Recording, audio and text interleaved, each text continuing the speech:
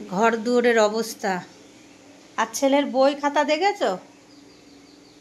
এই হচ্ছে ছেলের বই খাতার অবস্থা। আমার ছোট ছেলের এই কাজ, সিঁদুর, এই বিছানা সব এখন এই গুছাতে হবে আমাকে। আর এই যে এক জায়গায় গেলেই যাওয়া, আমার যাওয়ার আগে কাছাকাছি, এসে কাছাকাছি। এই যে আজকে সিদ্ধার্থ সকাল সকাল স্নান ধান কমপ্লিট, তাই তো? ঘর দুয়ারের অবস্থা সেই নোংরা। এই যে ঘূর্ণি পড়ে আসলো, ঘূর্ণি। এই তো খাওয়া নেই, হ্যাঁ খিদে নেই, খিদে আর থাকবেও না। আর আমার তো মাথা আঁচড়ানোর সময়ই নেই, মানে যে কখন মাথা আঁচড়াবো ঠিক নেই। কাছাকাছি এই যে দুনিয়া সব আজকে কেচেছি, কাচলাম, রান্না করলাম, সকালে ভাত করলাম, আলু চচ্চড়ি করেছি, মাছ নিয়ে রেখেছি, আবার রান্না হবে। হ্যাঁ, মানে আর পারি না, ক্লান্ত আমি এই করতে ক্লান্ত, মানে এত ক্লান্ত হয়ে যায় কাছাকাছি করতে করতে, ছেলের করতে করতে। রান্না তো করতেই হবে যখনই হোক। দৌড় সিঁদুরে মরে এলাম বাবা। কেন কি হলো? এত কাজ। তোমার কি সবসময় অলক্ষণে কথা উঠে থাকে নাকি? খাট করে মার করে এখন বুঝতে পারবা কি অলক্ষণে কথা বললাম? সবসময় মরা মরা বলা কেন তুমি? ও, আমার মরণ হলে তো আমি বেঁচে যেতাম। এই ভিডিওটা লক্ষ লক্ষ মানুষ দেখতে পায়, বুঝেছো? সত্যি করে আমি মরে গেলে বেঁচে যেতাম। তুমি যখন আমার একটা থাপ্পড় খাওয়া তখন মরলে পরে বুঝতে পারবে। একটা থাপ্পড় দে তো আমি মরে যাই। গরম দিল হয় এমন কাঞ্চলে মারবি যেন আমি মরে যাই, আর বেঁচে থাকার ইচ্ছা নেই। এত কাজ করতে করতে আমার আর বেঁচে থাকার ইচ্ছা নেই। সুপ্রিয়া ভাঙলে কেন এই হিয়া? তাই তো, কি ভুলে সাজা দিলে বলো না তুন কপিয়া। এ কেমন সুখ বাদলা পারিনি জানতে আমি। শুধু কথায় কথায় গান। নমস্কার। হ্যাঁ, আর ওই যে নমস্কার।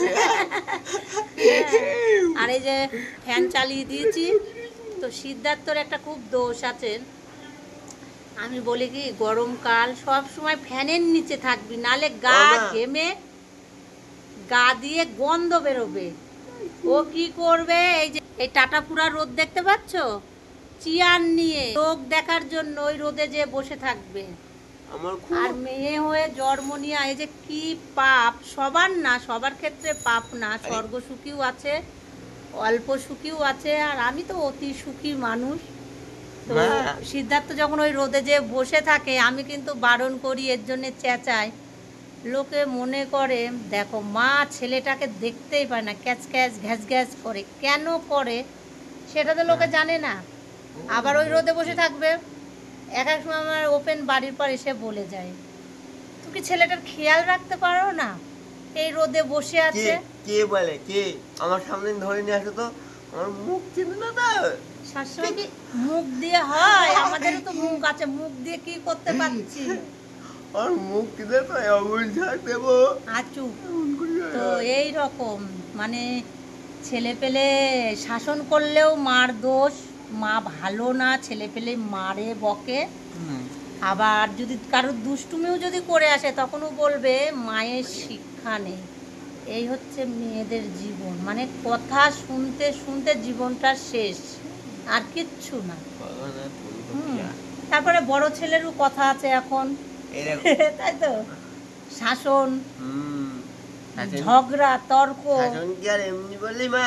তোমাকে কোন কাল থেকে বলছি আমার একটা দামি ফোন কিনে দাও, দিতে আজ পর্যন্ত কোনো ফোন কিনে ইনকাম করতে হয় না, দামি ফোন। এই যে ফোন দিয়েছি, এই যে এই ফোনটা ওকে দিয়েছি, আর আমি ভিডিও করার জন্য তো একটা কিনেছি, কিনতেই হবে। আমি লক খুলতে পারি, সব ঠিক আছে।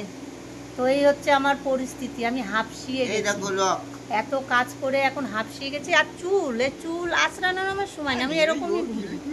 ওই লাইভে যখন বসি রাত্রে, তখন মাথাটা না আঁচড়ালে না, তাই আঁচড়াই।